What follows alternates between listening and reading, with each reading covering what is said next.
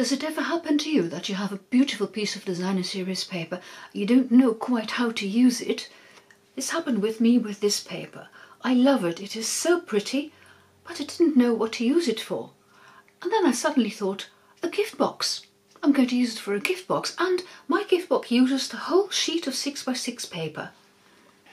Hey, welkom back to Gowns Papercraft. Thank you very much for watching. Wat leuk dat je weer kijkt. Dankjewel. So, if you'd like to make a beautiful gift box, which is handy because it's fold flat, and get the most out of your designer series paper, come and join me. I can show you why, in particular, this paper is so suitable for my box, because the paper folds all around the box like this. If I were to use this paper, which would look pretty because you would get the cottage in the middle, but here it would be upside down, and here it doesn't matter, the same as with these party blowers, think of the word, because they fold around the box. And I can show you, it's a fold flat box, so it's really handy. You can make one or several and then use it when you need it and store it fold it flat until you need it. Here, this piece on the back, if your paper is light enough, you can leave it as is. You could also stick a piece of white paper on top and then write a message on it, or you could use some designer series paper and decorate it. You would need a 3x3 inch piece, which would be 7.6 by 7.6 centimeters. Oh, while I'm at it, I'll show you the dimensions of the box. It is 3 1/4 by 3 1/4 plus 1 3/4 in centimeters. That is 8.3 by 8.3, and then it is 4.5 centimeters high. It's a good size, as you can see. So I'm going to use this piece of designer series paper, and I'm going to pair it with Misty Moonlight cardstock. See, beautiful color combination. First I'll show you how to cut and score the box. Well, you score first and then you cut, of course. You need a piece which is, and I'll have to open the arm for that, you want a piece which is 7 3/4. So we'll go to 7 3/4 first and cut that, and then 10 1/2. I'll give you the centimeters in a minute.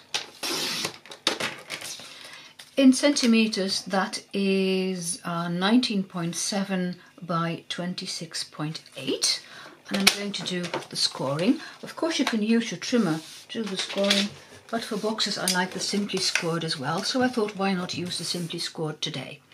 I'm looking for my scoring tool, there it is. And with the long side top, you're going to score at 1 3/4, at 5, at 6 3/4,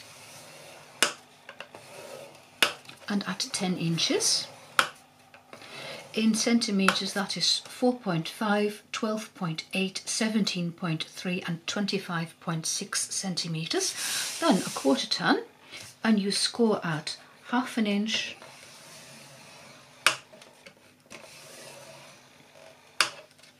at 2 1/4,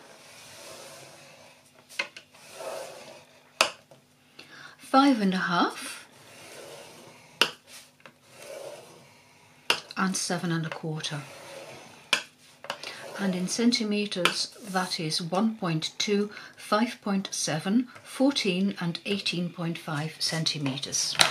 Then I'm going to fold and burnish all these score lines with my bone folder. Make them nice and flat so that you get really crisp edges to the box.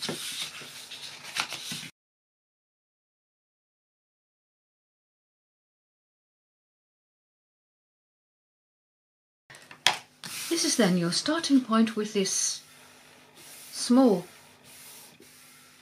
scored line here, the 1/2 inch to the right, and then you're going to do a cutting. And first you're going to cut up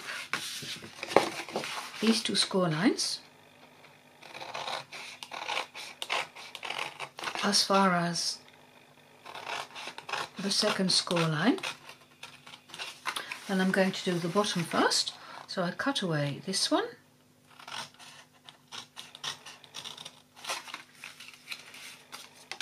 And then I cut up the remaining 2 score lines, again as far as the second score line.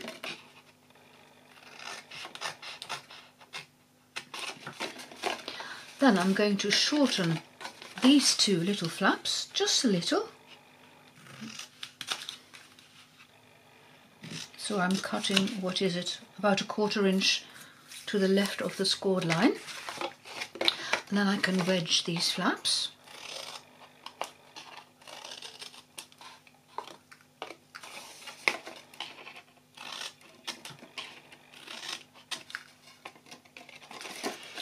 And then you have this flap left, which you wedge as well. Don't wedge too deeply. You can always cut it again later on. First see when your box sticks together, if it fits. If you cut it too much at an angle, it may pop open. Okay, and I repeat this on the other side. So you're going to mirror what you just did. So you cut away this one, and before I forget, I have to wedge this one, which is going to be the glue flap. That's all that holds the box together. And again, I'm going to make these flaps and the flap that folds inwards.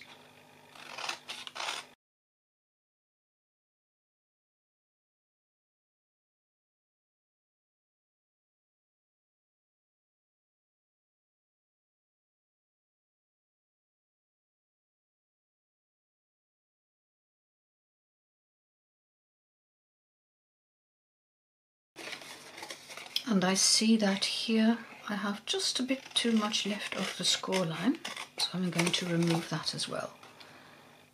I want the flap to look neat. Okay, now then I'm going to show you how you can cut this designer series paper to make it into one continuous pattern.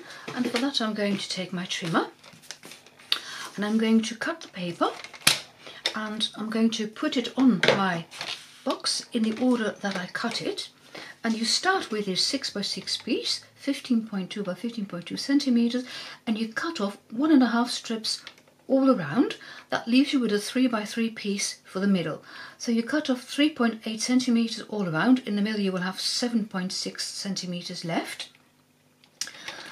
And it's important that you put them on your box in the right order. That saves a lot of puzzling later on. So a 1.5 inch strip, and I'm putting it there, you see? Then a 1/4 turn, and again 1.5 inches. And this I put there. Again a 1/4 turn. That's important that you have these 1/4 turns. And you put it on there. And another 1/4 turn, and you cut off 1.5 inches. And then you can put the last piece in, see? And now the pattern follows that line of trees. It also helps if you ever think, oh, I've messed it up, that you stick down that one first, then it's easier to find out where the other should be. Now, of course, these are too long, so with this first one, you're going to cut off 1.5 inches there and there, with that one there, with that one there, and that one already is the right size. I'm going to do that and speed up for that, so I'm cutting off 1.5 inches at both ends here.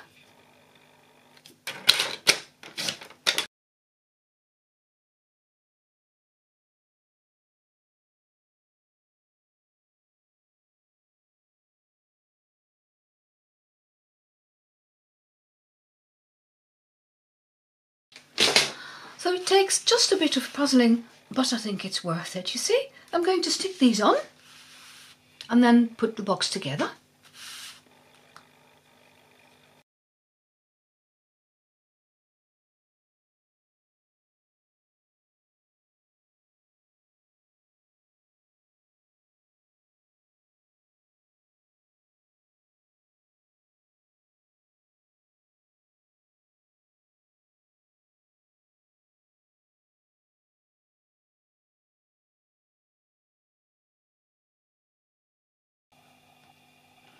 You can see why it makes sense to stick the middle part down first, because then the others will automatically follow.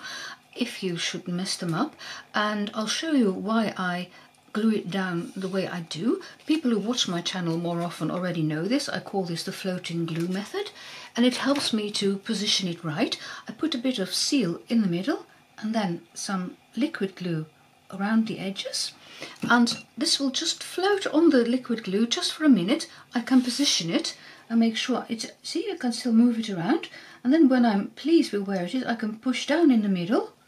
There it's stuck, and then I can rub over the rest of the liquid glue, and then it is stuck in exactly the right place. Right, nearly ready. Oh, see, I forgot to wedge this little flap, so let me do that. And then in a minute we're going to see the proof of the pudding, if the flaps fit or not. If not, I can trim them. I'll show you where to put the tear and tape there on the glue flap.